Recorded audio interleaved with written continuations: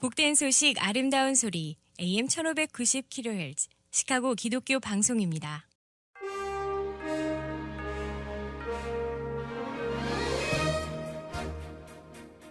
청취자 여러분 안녕하십니까? 11월 18일 금요일 KCBS 헤드라인 뉴스입니다. 한 기독교 대학의 총장이 젊은 복음주의자들이여 세계에서 가장 오래된 증오에 빠지지 말라는 제목의 칼럼을 크리스천 포스트에 게재했습니다. 지난 15일 화요일 애틀란타에서 60대 한인 여성이 자신의 뷰티 서플라이 업소에서 강도가 쏜 총에 맞아 안타깝게 사망한 것으로 나타났습니다. 뉴올리언스에서 입양될 개 53마리와 인솔자, 기장과 부기장이 탑승한 항공기가 밀워키 외곽의 피워키에 있는 한 컨트리 클럽에 비상 착륙하면서 모두 무사 구조됐다는 소식 전해드렸습니다. 그러나 부상을 입은 강아지들의 치료가 시급해지면서 도움의 손길이 필요해졌습니다. 스타벅스 노동조합원들이 지난 17일 전국 100여 곳의 매장에서 파업을 실시했습니다. 추수감사절이 한 주 앞으로 다가온 가운데 식탁 물가가 너무 무섭게 올라 장보기가 두렵다는 소비자들이 늘고 있습니다. 지난해 위스콘신주에서 차를 몰고 크리스마스 퍼레이드로 돌진해 사상자 수십 명을 낸 남성이 어제 종신형을 선고받았습니다. 금요일인 오늘 시카고 다운타운 밀레니엄 파크에서 대형 크리스마스 트리 점등식이 열립니다. 이상 이 시각 KCBS 헤드라인 뉴스입니다.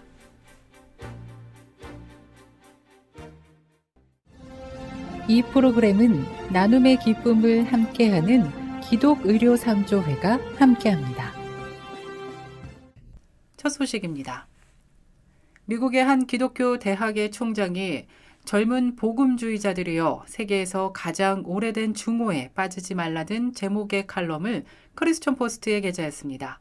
콜로라도 크리스천 대학교 총장인 도널드 스위트닝은 지난 15일 칼럼에서 유럽과 미국 주요 도시에서 반유대인 혐오가 기승을 부리면서 미국 대학이 반이스라엘, 반유대 편향의 새로운 온상이 됐다는 보도가 늘고 있다며 아쉬워했습니다. 그러면서 반이스라엘 캠퍼스 적대감의 조석인 BDS, 보이콧, 탈퇴, 제재, 학생 행동주의는 쉽게 반유대주의로 번진다고 경고했습니다.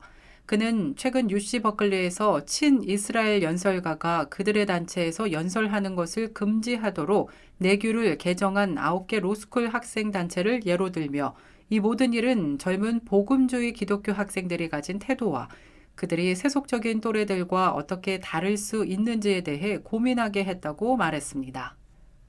지난 15일 애틀란타에서 60대 한인 여성이 자신의 뷰티 서플라이 업소에서 강도가 쏜 총에 맞아 사망한 것으로 조사됐습니다.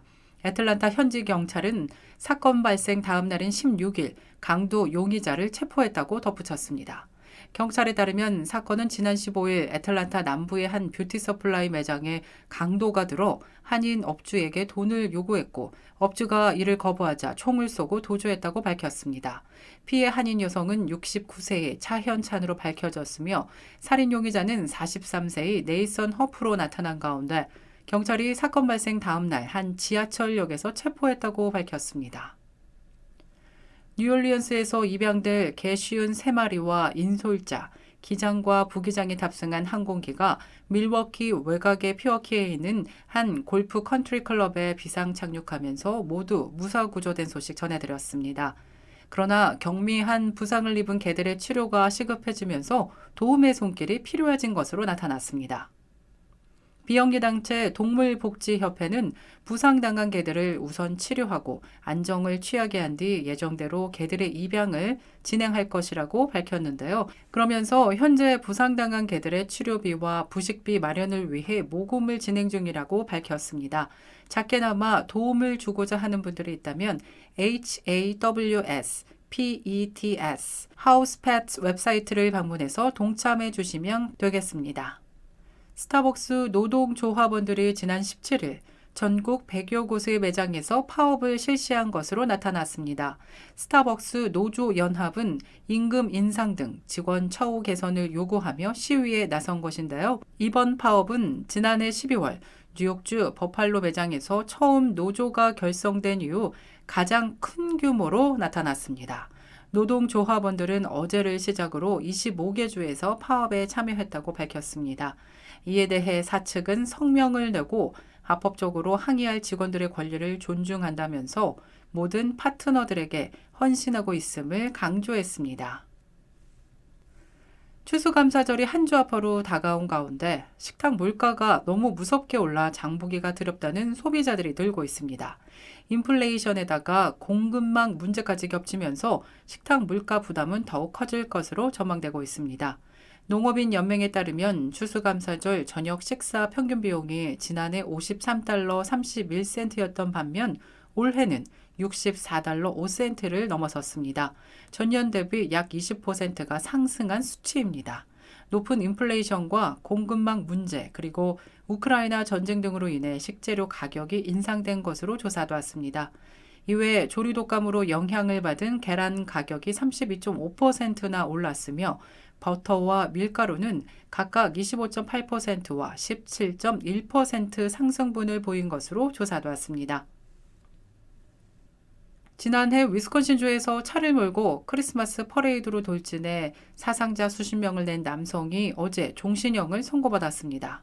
워키셔 카운티 법원의 제니퍼 도로우 판사는 1급 고의살인 혐의 6건을 포함한 76개 혐의에 대해 지난달 유죄 판결을 받은 데럴 브룩스에게 가석방 없는 종신형을 선고했습니다. 금요일인 오늘 시카고 다운타운 밀레니엄 파크에서 크리스마스 트리 점등식이 열립니다. 높이 55피트 높이의 대형 트리가 설치될 가운데 오늘 오후 5시 45분부터 점등식이 시작될 예정이며 불꽃놀이와 함께 다양한 음악 축제가 열릴 예정입니다. 한편 이번 크리스마스 트리 점등식은 내년 1월 9일까지 진행되는 것으로 나타났습니다.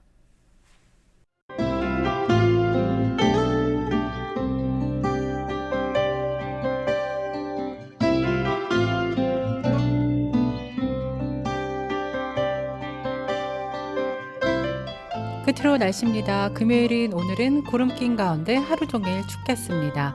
낮 최고 기온 27도, 밤 최저 기온 19도입니다. 19일 토요일 역시나 구름 끼고 흐린 가운데 강한 바람 예상됩니다.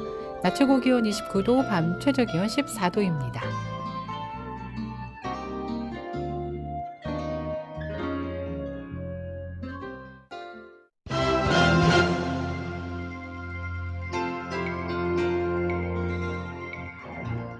이상으로 KCBS 뉴스를 마칩니다. 지금까지 KCBS 뉴스 유정임이었습니다.